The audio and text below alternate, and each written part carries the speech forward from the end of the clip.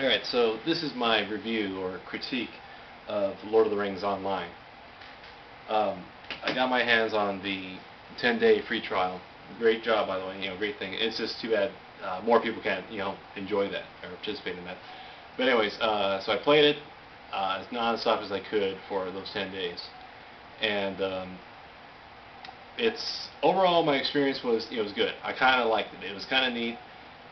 It was realistic too. In fact, that was like my first impression of the game. Is that God, this is so like dull in color and design, and maybe that's because like that was like the first area, and it's also kind of a a computer engine check, like so you can see if you can get into it and hopefully you can play. But otherwise, it was just like God, it just seems very bare and barren. And what you realize is that well, it's realistic. So that was the cool thing about Lord of the Rings, that it's a bit more real in color and shapes and sizes. Whereas like in World of Warcraft, it's cartoons, and even just like the actions are cartoons. So that's like the second area that Lord of the Rings really excelled in was the sound effects. I mean I'm playing against half-orcs, or I'm fighting against half-orcs, and I really feel like I'm taking chunks out of a guy. The animation looks good, and then just the way the two characters are swinging against each other. I mean later on I'm in the swamp, and there's this little thing, and I literally feel like it's a giant lobster, big beefy lobsters come out and started to do battle with me. I'm just taking whacks away at its legs and stuff. But anyway, that's a whole other thing. Um, you know, there's a lot of area open for the source material, and they were able to do some stuff. And really, I should have explored more of the world. And I even kind of told myself, like, well, to say I'm happy with the last thing, I'm just going to run to the end. But instead, I actually got in, started playing around with the raid system. Very neat concept, very neat idea. Um, just rather than have player versus player, just has one area where, like, okay, you can play as the orcs and just develop a huge raid and go annihilate something. And it was kind of cool. It's just a little, I don't know, it seemed a little weird and off-sided, but anyways. Um, the the other neat thing about it all was the hit point system, or instead of hit points, it's morale points, and that actually presents a different way to look at it, and I think it worked out nicely because you're not dying, but I mean that's a whole other thing. But really, you know, the factors concerning morale were neat, and so that way you didn't have these crazy magic users. It was just a bit more of kind of what was said and spoken, and so the bard was a magic user, in a way, and it's just like, yeah, it just kind of fit naturally, and he dug it, it was just kind of neat how that worked out. Um, and the larger parties, a good idea.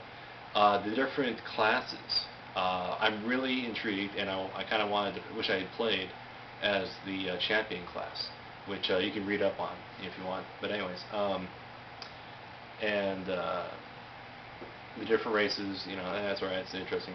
But I got to get on the case, and also another good thing was in-voice, or like in-game voice chat. I tried doing it hands-free, which I much rather would have preferred myself, because I was having fun storytelling with these guys, just making like just the most elaborate things, I could say, and just having fun with it. And but I wish I could done that in chat, while we're playing around with these guys, and I couldn't set that up for whatever reason, but I got a cheap thing. But anyways, um, my big beef with the game is running around. Just like my biggest beef really is the grinding process, especially for some of these missions, and then the running around. It really felt like I was just I had to travel back and forth. I had to do these fetch quest errands, which is just annoying as hell, and I was very aggravated with that. And then but if I wanted to pay a horse, the horse amount of money was just exorbitant. I had to pay all this money to ride a horse, here and there, and it's like, God, what's the point? And then on top of that, skill training, just way too expensive. You're offering all these skills, really neat, and and the other neat thing was that all these skills are being offered, and all these traits, which I can assign to my character, were being offered. That was pretty neat too. I like that. But you know, and that was cool because, like, yeah, if I wanted to do more for my character, or have my character be, more, or have this sort of quality, this type of quality, yeah, I could get that, either, and that's just exploring, which is kind of neat too. That it kind of encouraged you to explore, because the more you explore, the more you would develop for yourself, so that's cool. But the money issue was just like annoying. Farming, people actually farming. A little piece of ground, and they're just messing around with it. It's just like, are you serious? Are you absolutely serious? That's just, anyways. And then, but to me, in my opinion, these guys should have horses.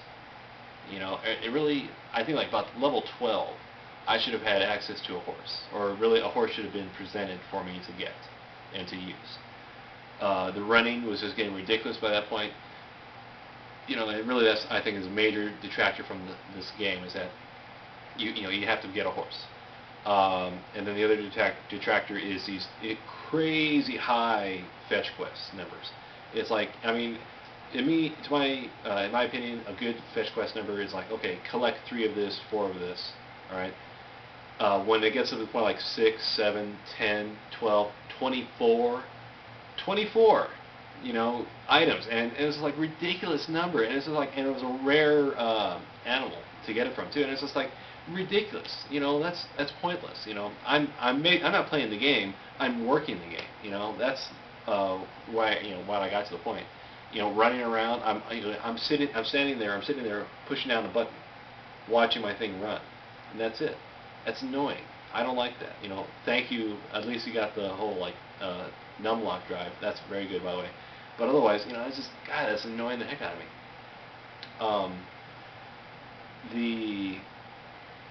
If you can improve those couple areas, I think the game would be a lot better. Okay, now as far as buying the game, I would recommend buying the game and getting the lifetime membership, $300. Because when you think about it, if you really wanted to like just invest regular time in this game, off and on over the years, and just like always have access to it, yeah, go for that. Pay the $300, because ultimately that would add up. If you have a lifetime membership for $300, that's like a little over 2 years kind of thing. Yeah, I'd say go for that. Totally, and it's worth the investment. And it'll pay off, and hopefully it'll get better over time. I mean, there were fun aspects. The rating was good. Being able to communicate. The different characters were pretty good. The other thing is that I think, in my opinion, the best way to play the game is get together about 6 of your friends, so 70, the max number in a party.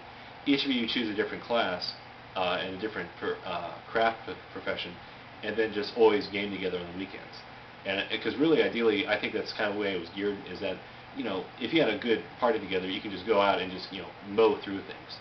And that's kind of what I ended up doing with these guys. Was we partied up, we go to a new area and quest up. So good idea on the quest limit. But I say extend it more. Allow me to have more quests in my my little lodger, or like don't even put a limit on it. Just as many quests as I can collect, kind of thing. So that way I can regardless of when I'm collecting and when I'm doing it, kind of thing. But otherwise, yeah, if you have one of each kind of thing, each of you guys is a specialist, and you just mow through it, or you'll just mow through everything. And that was fun, in my opinion. Like that was just a great way to go, especially when you had these higher numbers. Oh yeah, cool. We're gonna go down and kill things. Yeah, just run around and have fun doing that. But you would need a party constantly to have that.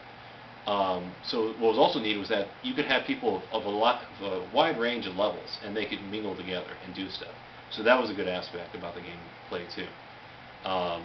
But unfortunately, the other part of that is like I could be level 20 fighting a level 18 thing, and it's taking me time to kill this thing when it should be easier. And it's the same like if it was level 15.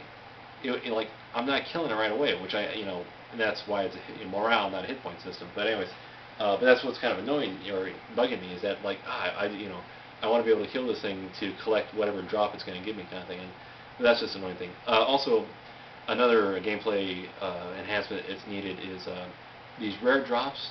Make it so that every character can get the rare drop, and it's always going to drop. Or don't have it be such a random thing. God, that was annoying. And advice to players playing it: just set like to all loot, or free loot, so that way everybody can loot, and hopefully it'll be multiple. Everybody can grab the same thing that they need. That was just so annoying. But anyways, if you like more realistic, yeah, go for Lord of the Rings. Otherwise, just more of the stuff, whatever, that. So.